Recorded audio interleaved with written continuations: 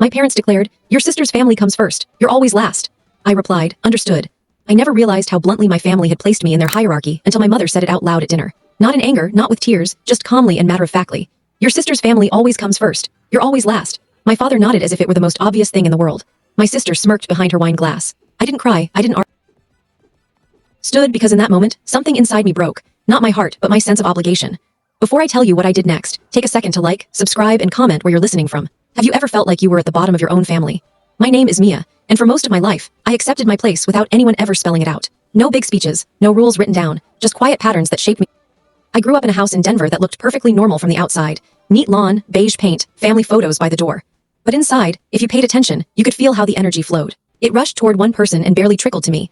My sister had a kind of pull I never had. Conversations naturally turned to her. Plans were built around her schedule. When things went wrong for her, everyone rushed to help. When things went right, they celebrated loudly. I learned early that my job was different.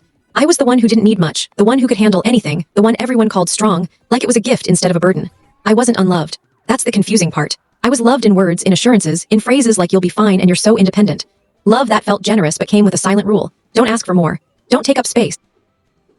I saw it in small things. My birthday cakes were store-bought on the way home. Hers were custom-ordered weeks ahead. Family trips where I left my suitcase behind because I was better off saving for school. Graduation days where I took photos for everyone else, standing off to the side holding coats while others celebrated in the spotlight. When I left for community college, there was no tearful goodbye at the airport. There wasn't even an airport, just a quick hug in the driveway and a reminder to call when I arrived. I paid my own tuition, worked extra jobs, learned to stretch every dollar because I had to. Every success I had quietly proved their story. "See, she's fine, she doesn't need us." Years later when I moved to Seattle for work, nothing changed. Calls were short. Updates about my life were acknowledged and... Did you hear what your sister's going through? I became an expert at listening, supporting, staying calm while my own life stayed on the sidelines. By the time of that dinner where my mother finally said the words aloud, I already knew my place. What surprised me wasn't the ranking, it was how comfortable they were saying it. Like it was obvious, like I had agreed to it. And maybe I had After that dinner, nothing changed on the surface. My parents didn't call to check on me. My sister didn't apologize. Life went on smoothly as if nothing had been said. But something had shifted inside me. The requests kept coming. A text from mom, "Could you watch the kids for a few hours?" A casual mention of bills piling up.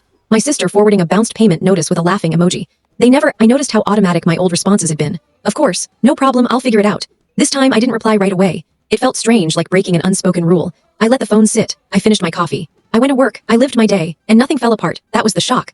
The world didn't collapse when I didn't jump in immediately. No emergencies, no disasters, just silence. Then came follow-up messages, then more urgent. This shorts can't handle this full story. Click the link in the description. See full story. You need to watch this.